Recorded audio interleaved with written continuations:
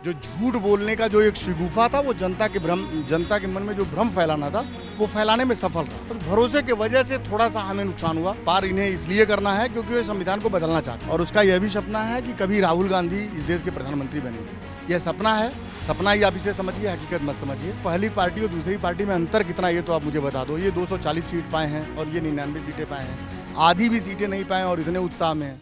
नमस्कार, मैं शिवम चौबे और आप देख रहे हैं सौगंध टीवी। मौजूद हैं जनता से बात करने के लिए हुए 2024 के लोकसभा चुनाव में और ख़ास करके यूपी के बारे में, क्योंकि यूपी की जनता ने इस बार भारतीय जनता पार्टी को वो झटका दिया है कि भारतीय जनता पार्टी अब तक समझ नहीं पा रही चुनाव में हुआ क्या है। आप उत्तर प्रदेश से हैं सर?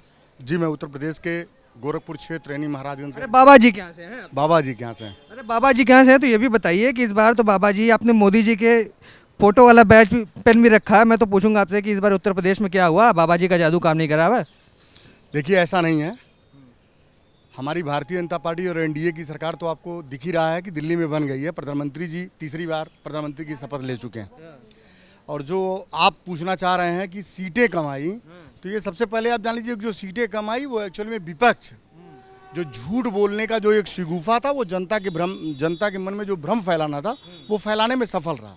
किस तरीके का? 400 पार का जो हमारा नारा था, उससे जो उन लोगों ने जो जनता के बीच में भ्रम फैलाया, दलित वोटरों के बीच में, गरीब और जो पिछड़ी जातियां थीं उनके बीच में, कि लोकतंत्र खतरे में आ जाएगा अगर 400 से प्लस सीटें आएंगी बीजेपी को, तो ये संविधान को बदल देंगे। जब संविधान ही नहीं रहेगा तो आपके अधिकार खत्म हो जाएंगे, आपका आरक्षण खत्म हो जाएगा।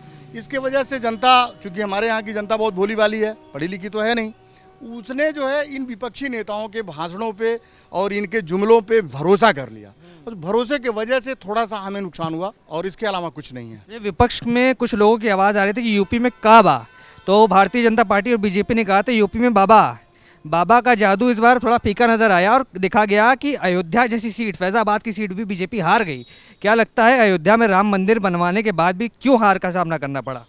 देखिए, सच्चाई के साथ तो ये कहना मैं उचित समझता हूँ कि अयोध्या वाली सीट हारने के पीछे भी हमारा कारण ये रहा कि एक तो विपक्ष जो भ्रम था कि 400 पार इन्हें इसलिए करना है क्योंकि वे संविधान को बदलना चाहते हैं। ये भारतीय जनता पार्टी के नेता ने बयान दिया था। ये 272 के सीट पर ही इनकी सरकार बन सकती है, तो ये 400 क्यों चाहते हैं? तो ये भ्रम फैलाने में पहली बात तो सफल रहे। दूसरा था, थोड़ा सा प्रशासन ने, जैसे वहाँ पे जो दुकानें टूटी, जो बाकी चीज़ें हुए, जो विकास के नाम पे जो अतिक्रमण हटाए गए, उससे गरीब जनता में रोष था, उनको थोड़ा मुआवजा वगैरह कम मिला। तो उन लोगों को जब रोजी रोटी छिन गई, बाकी चीज़ें छिन गई, तो उनको लगा कि हम जो है दूसरी पार्टी को यानी विपक्ष को वोट देंगे। ऐसा इसलिए इस बार देखा गया कांग्रेस पार्टी की भी अच्छी खासी सीटें आ गई, जहां रायबरेली और अमेठी के अलावा पिछली बार तो अमेठी भी हार गए थे, पर इस बार देखा गया कि अच्छी खासी सीटें पाए हैं और कांग्रेस पार्टी अब यूपी में विस्तार करने की तैयारी कर रही है। अगले चुनाव में यूपी के कैसे देख रहे हैं आने वाले समय में? कांग्रेस पार्टी का सपना है कि वो यूपी में विस्तार करेगी और उसका यह भी सपना है कि कभी राहुल गांधी इस देश के प्रधानमंत्री बनेंगे। यह सपना है, सपना ही आप इसे समझिए, हकीकत मत समझिए।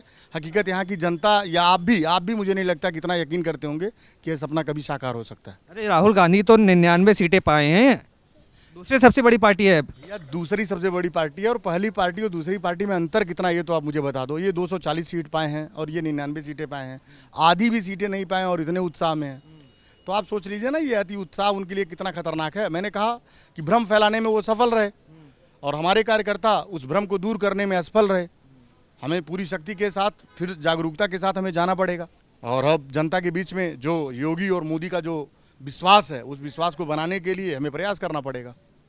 तो देखा इस तरीके से बताया गया कि योगी और मोदी के विश्वास को बनाए रखने के लिए जनता के बीच जाकर कार्यकर्ताओं को प्रयास करना होगा, तब जाकर आगे आने वाले समय में बीजेपी यूपी में वापसी कर पाएगी। तमाम बड़ी खबरों के लिए देखते रहे मेरे साथ सौगंध टीवी। धन्यवाद।